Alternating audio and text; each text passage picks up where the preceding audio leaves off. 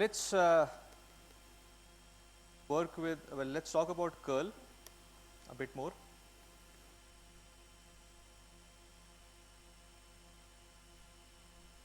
The curl of a vector f written as del cross f. Now curl, the word curl, curly here, curly means rotation, some sort of rotation. So the actual, actually the word curl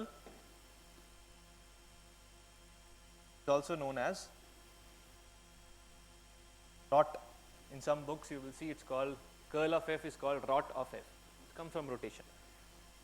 Now let's get some feel of curl. So let's say I have a field, a vector field f.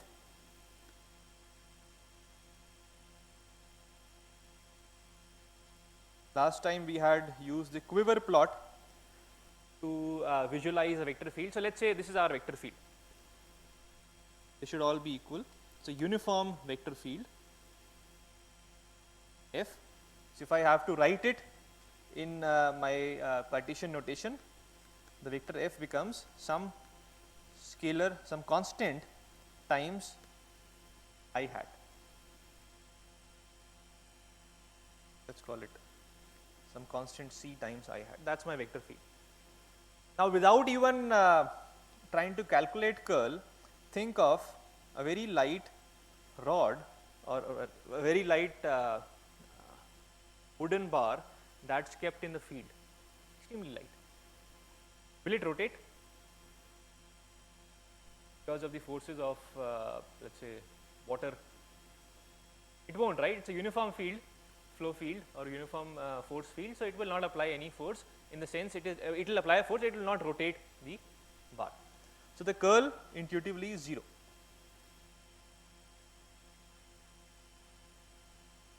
Why? Because the stick does not rotate.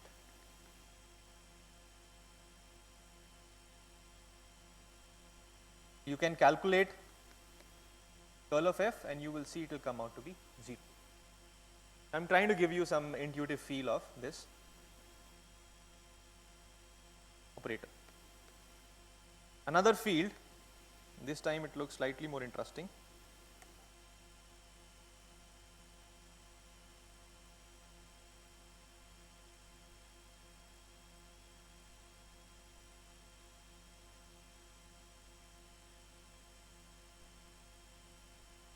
The field this time, well, I have to use polar coordinates.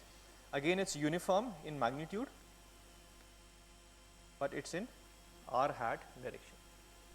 Any point you are, it's always in the r hat direction with a constant magnitude.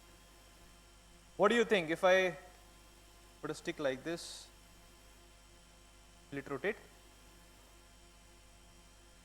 Won't. Somehow the effects it has from the top and the bottom will get cancelled. I mean, easier to see in the orientation I have put. If I take a different orientation, it will be difficult to analyze, but then you can calculate curl of f and you will see it will be 0. No net rotation of a stick kept in the flow field. Curl is 0, stick does not rotate. Now let's take another case.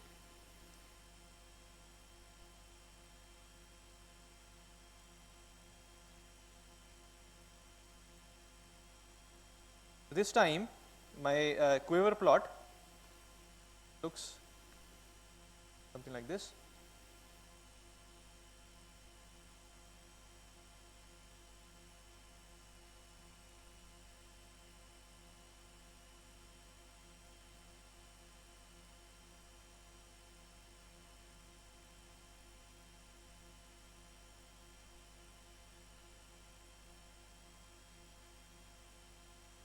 This time, well, let's take it r omega. So in that case, as you go further, it's like a rigid body rotation, but it's field. As you go away, as your r increases, you see a larger magnitude.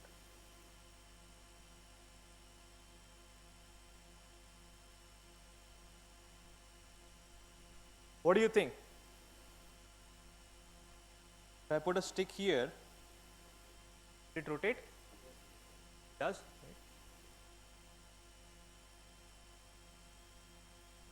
Right? Curl definitely is not 0, and you can in fact calculate curl of r omega times theta hat. In this case, you have to write everything in terms of Cartesian coordinates, because we haven't learned about the curl operator or the gradient operator in the polar coordinates, but that's easy. You can write r as you can use the ideas that r square is equal to x square plus y squared, so r becomes square root of x square plus y squared, and theta hat again can be written as cos and sine, and then cos and sine, theta hat can be written in terms of cos theta and sine theta, which again can be written in terms of x and y. So when you write completely in terms of x and y and you do this operator, what you get is a constant k hat. It's actually rotating in the k hat direction. Makes sense. It's a planar rotation. The rotation direction actually is happening in the k hat direction. So this is what you will get if you do it yourself, which is quite straightforward using the definition of curl. What about this one?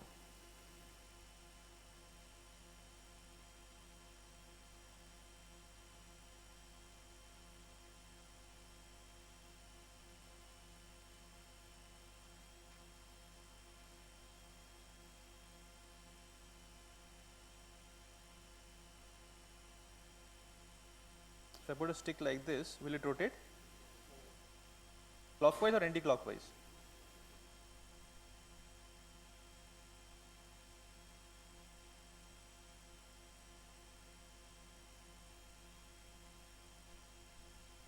Clockwise negative rotation. That's what it is. Okay. So now we have some sort of intuition that curl gives us if a given vector field will result in some rotation.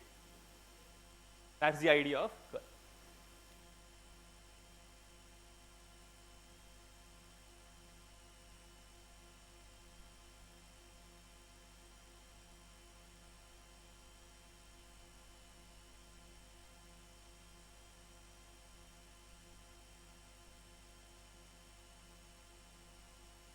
Now, how do we figure out if a force field is conservative?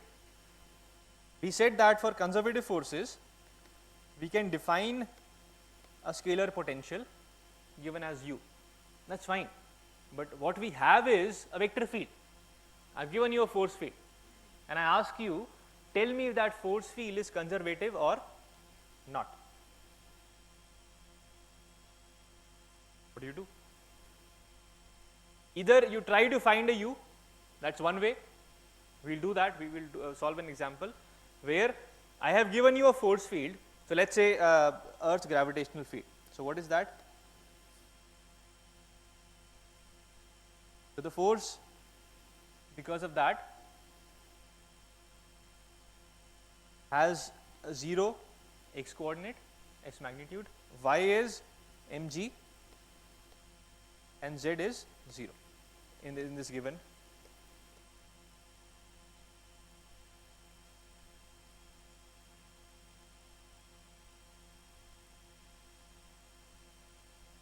direction. Y is minus mg. Well, no, g is negative, so that's okay. Or we can write it as, no, g is a vector, so this becomes magnitude. Or we simply divide that by mass. We don't care about the mass right now. All we care about is the direction of force per unit mass. So that's a vector as well, a vector field. So what we see is it's a constant vector. Vector field is constant. You take any point in space, this 0 comma minus g comma 0 has the same magnitude, same direction. If you take, can you find a gradient of some scalar function that gives you this? You have to try it, right? There is no other way. But there is another smart way. We just talked about an identity that curl of gradient of some scalar field is identically 0. Now, if f equal to minus grad u, then what is curl of f?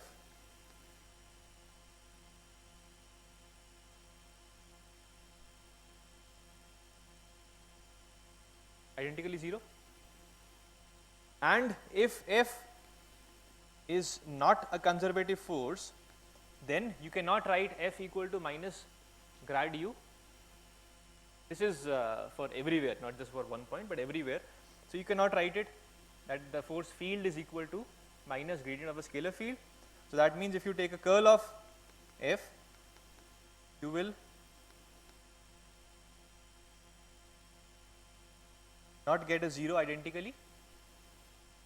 So I'm not showing that, but I have to show the other way around as well. So the idea is that if you can show that the curl of that force is identically 0, then it's a conservative force field. Very important idea.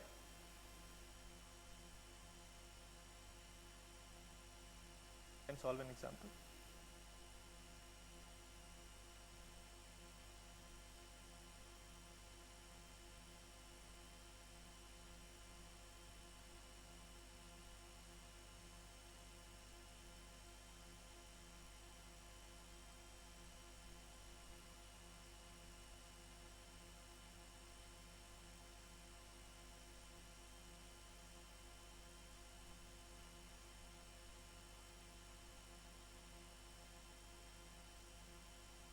So we have a force that's given as this. So the problem is find a potential associated with u with f if f is conservative. If not, then you cannot find a potential. First step is to check if f is conservative. Only then we can find an associated potential. So let's calculate curl of f.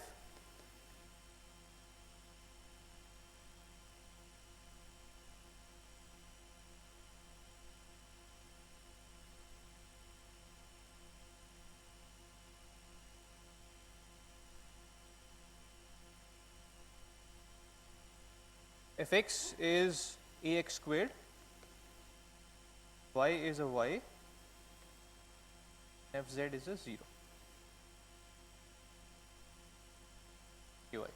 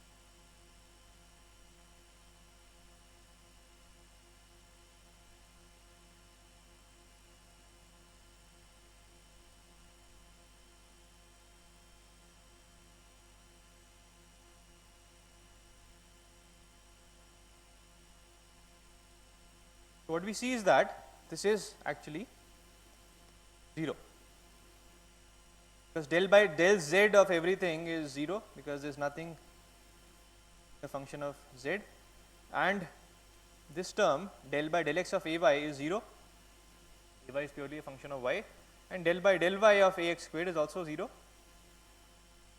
So this gives us a 0. So that means we can find a potential u. Any questions on that?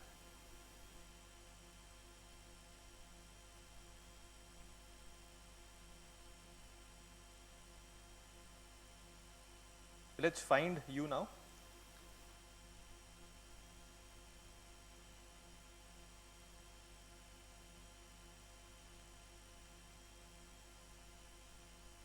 This tells us that the x coordinate of f is equal to minus del u by del x. Let's expand this.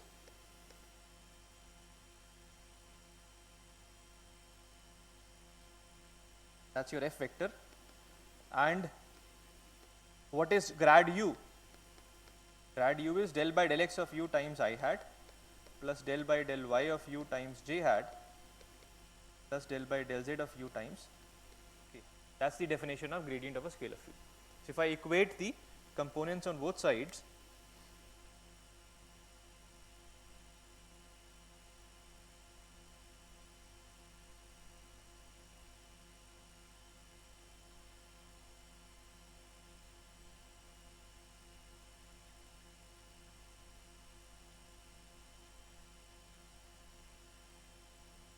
right, so this should be true. Let's put the values. So what is fx? That's ax squared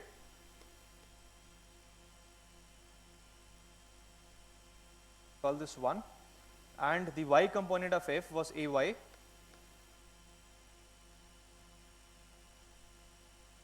call this 2, and the third, the z component of f was 0.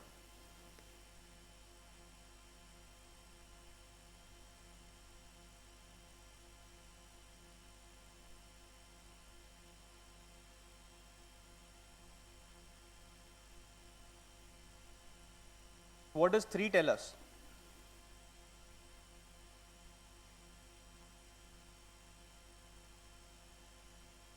Have you done this kind of integration? Where have you done this? Which course? Not everybody is doing that course, right? So, in the third equation, what that tells us is the partial derivative of u with respect to z is equal to 0. Now, so what this, if you integrate that, the way we integrate partial derivatives is that u can at max be a function of x and y. U cannot be a function of z, because if u was a function of z, then if you take del u by del z, you will not get a 0. In the total differentiation we worked with a single variable, what we said was that if you integrate this equation, u is a constant, right? But here in partial derivatives, what we can say is u is a function of x and y at max. It could be a constant as well, but in the worst case scenario, it can be a function of x and y, not a function of z. So this is what we conclude from equation number 3. That means I only need to work with these two. U is not a function of z. So let's work with the first. If I integrate the first equation,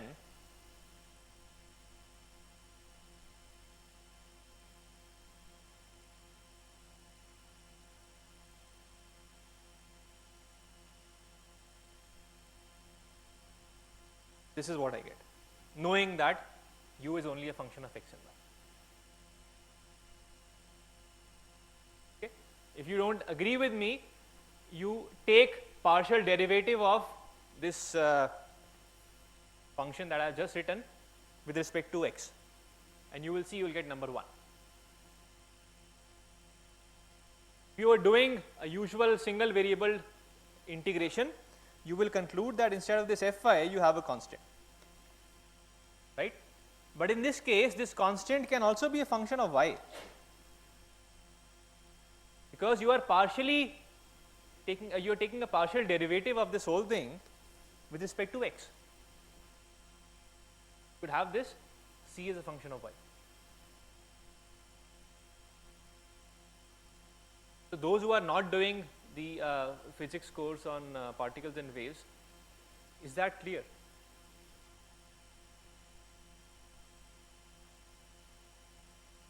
I need raise of hands for whom this is not clear. Okay. So if this was something which looked like ax squared is equal to minus du by dx, where u was only a function of x. Let's go to old school days. You could easily differentiate, integrate that, and that will give you u is equal to minus ax cube by 3, right?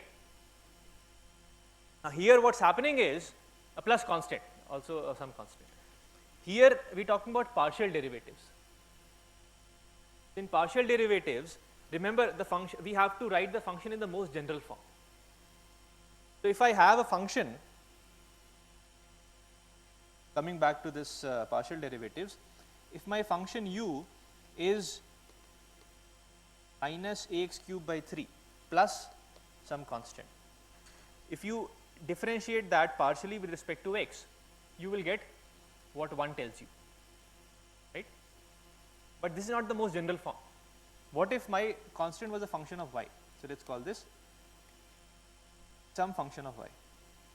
Now if you differentiate that partially with respect to x, you still get 1, because when you differentiate f of y with respect to x, you get a 0, right? This is more general. So when you integrate partial derivatives, what you do is your constant becomes a function of other variables with respect to that, with respect to what you are not partially derivating. So here you are taking a partial derivative with respect to x, so your constant becomes a function of y and z. But we already have shown that u is not a function of z. So we are using that information and saying that our constant small f is only a function of y. Okay?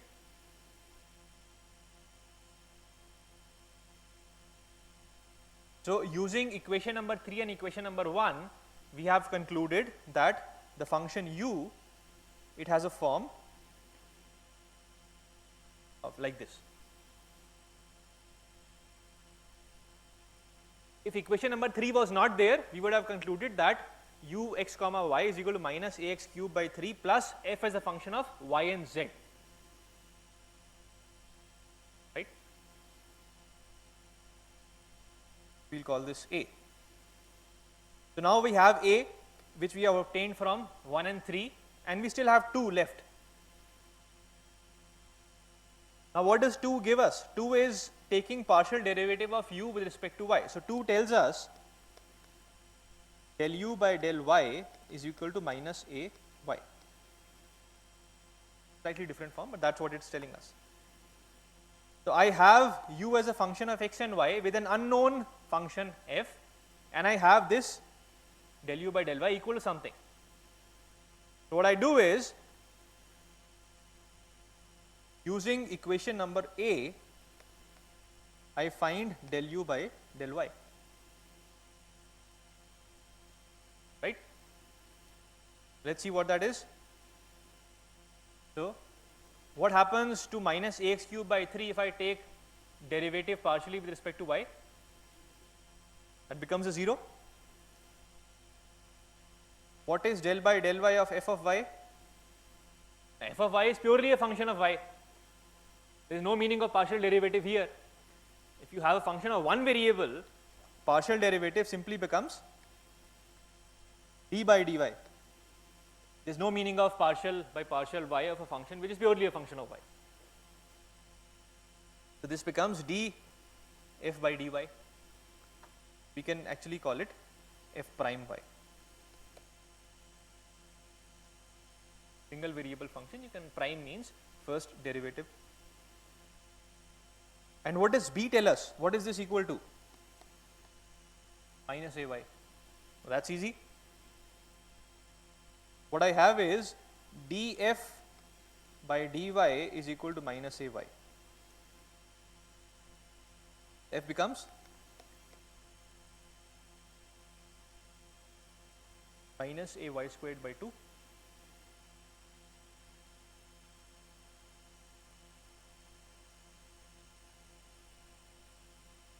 So now using a, so u was minus ax cube by 3 plus f. F is, well, actually there was a constant here. When you integrate df by dy, it becomes minus ay squared by 2 plus some constant. Now this constant is actually a constant, okay, not a function of x, y or z, it's a constant. So this is the most general form of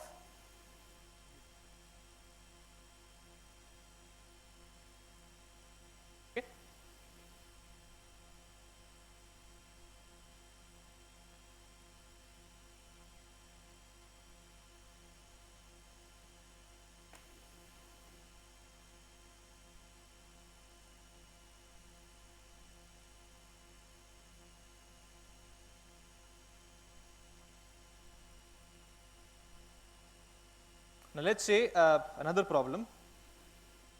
I give you a force field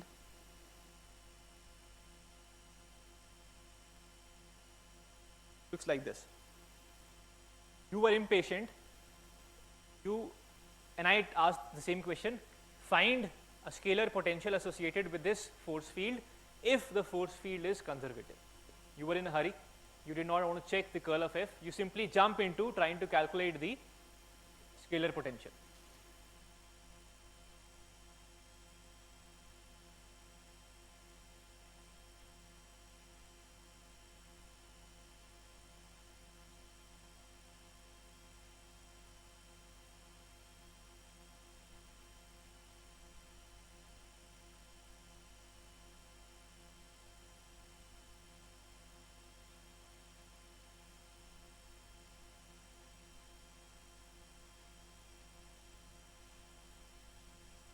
Let's do that. Let's see if that mistake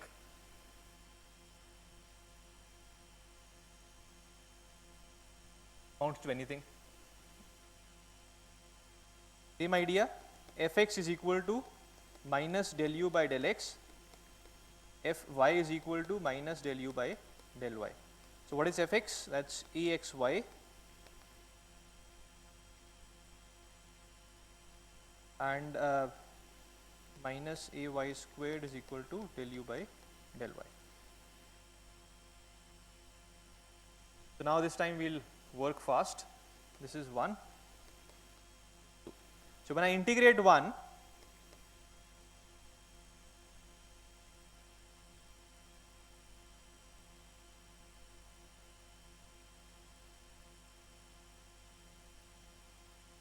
this is what I get, a y x squared by 2 plus some function of y, this we call a,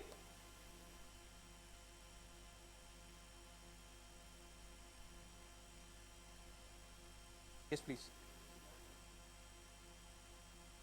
I know, I made a mistake, I didn't check whether it's conservative or not, but I have jumped into trying to calculate a potential field. I'm making a mistake here, but let us say what that mistake amounts to. Sometimes we can be in a rush.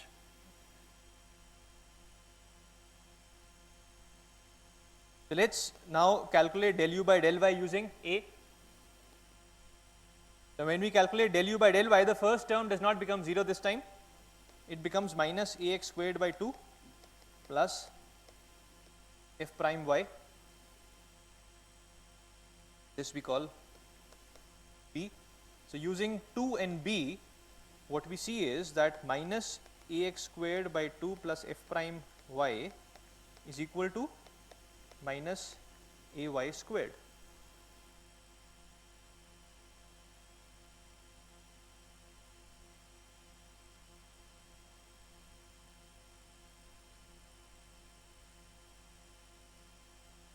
Now this confuses me. F is purely a function of y. F we found out here was purely a function of y. That was an integration constant coming from integrating equation number 1. Okay, so small f was a constant of integration when we integrated equation number 1.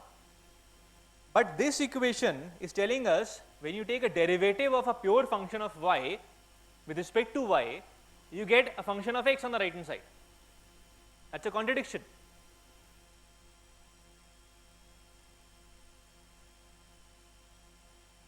Now that's where I realized, damn, I did not check whether the force was conservative or not.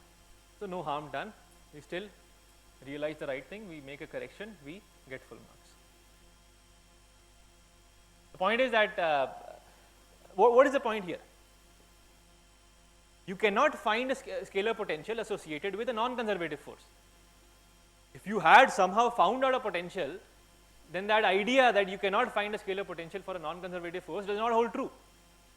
So this contradiction was bound to occur because there is no u associated with this f.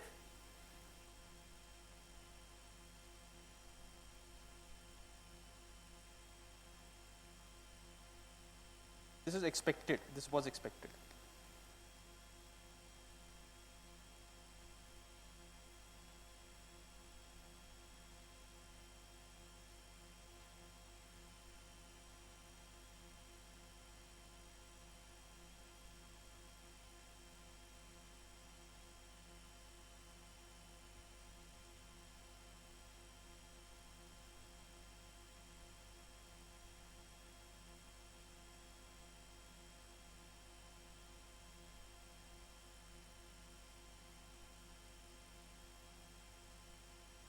So we have a force field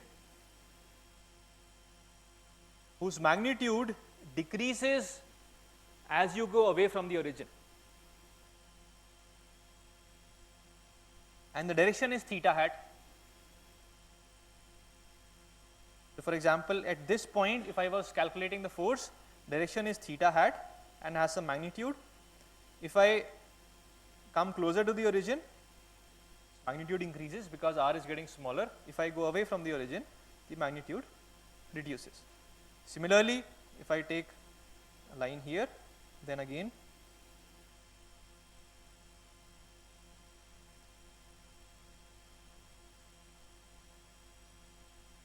theta hat is perpendicular to r hat. So this is how the field looks. You can draw it if you have patience. It looks quite nice.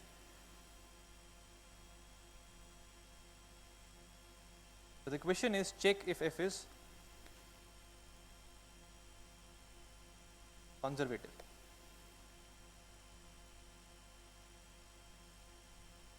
Now this time I don't have the tools to find out the gradient or curl in polar coordinates. But what I also know is that for conservative fields, the work done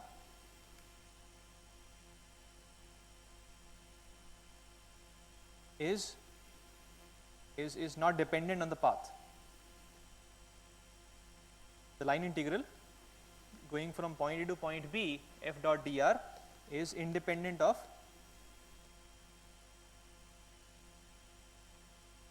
path.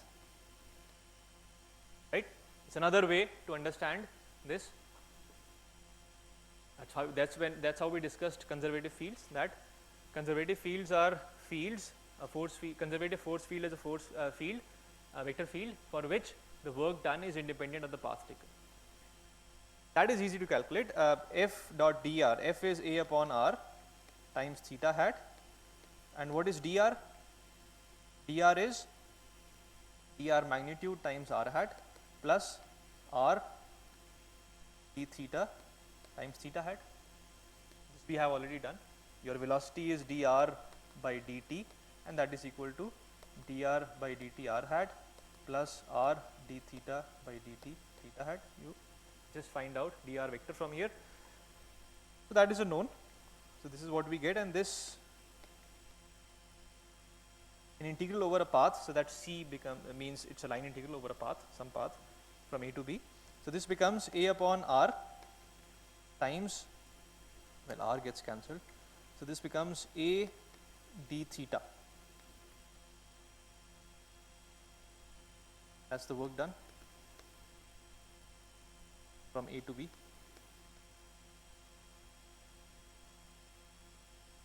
And that's interesting. Is it conservative? What is this? A times theta b minus theta a. It only depends on the theta value, does not depend on the path. Conservative? It is not. Let's check. Let's check for a few paths.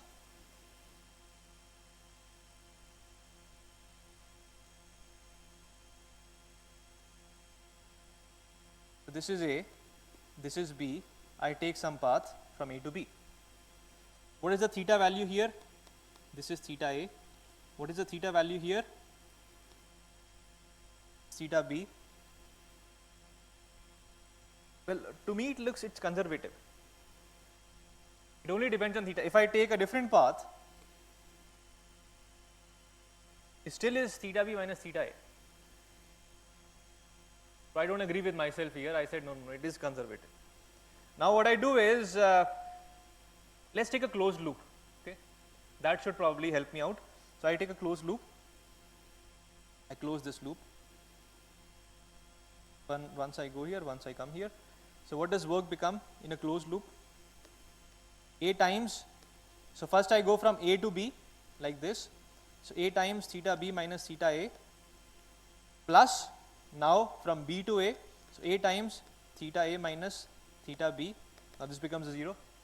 Again I am now concluding that it is a conservative force. But I say let's try one more closed loop. Let's try this closed loop which goes around the origin. Okay, that is again possible. So I go from A to B, and then while coming back I take this long route. Now this becomes an issue. Easier way to check is actually take this A and come back to this A. Let's call this A. So you take the work done from A to A, but taking this blue path. So first you go from A to B. So what is the work done? A times, what is theta at B, capital B? Don't confuse this, we call it A tilde now. Okay. Theta B minus theta A. What is this? What is theta capital B? What is theta A?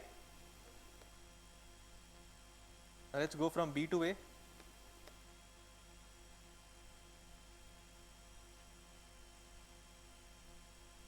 What is theta A now? What is theta B? Actually equal to 2 pi A tilde. Now this becomes a confusing thing. That's only because I took the origin, I went around the origin. So there is something problematic about the origin here. Let's go to the force field again. What happens to the force at r equal to 0? There is a singularity there. Okay. What is singularity? Things become not defined or infinite, whatever it is. Have you learned about singularities? Removable singularities and all these. That's, I think, a part of complex analysis. Hopefully you will learn that someday in some course. If you are in electrical engineering, you will definitely learn about that. But if you also work in some other fields where you have Fourier series or some functions, engineering, mechanical engineering, you definitely learn about it. I know that. Most of the engineering you will end up learning in some course or the other. But the idea is that there is a singularity. Something becomes infinite at origin. And if you were to calculate the curl of f, it will be 0 everywhere except at the origin. But remember, for a force to be conservative, its curl has to be 0 everywhere in the domain. If you are dealing with regions where you do not come to the origin, life is good. You can conclude the force is conservative. But if you are talking about origin as well, then the force is not conservative. If you take a path around the origin, you will see that the work done will not be 0. So be careful whenever you check for a force being conservative in the whole domain. If your domain was only this region, you never reach the origin. But if your domain is this whole region, then you will have to consider the origin. But curl of f will tell you that you will see curl of f becomes non-zero at one point, that is the origin. There's a lot of interesting things that can be talked about this, but we will not do that here. So more or less we are done with vector calculus and its interpretation, except that we still haven't talked about vector integrals. That I will briefly talk about on Wednesday next week. So we will have the mid-sem exam on Monday at 10 a.m. tentatively, after checking with Professor Aditya. Thank you very much.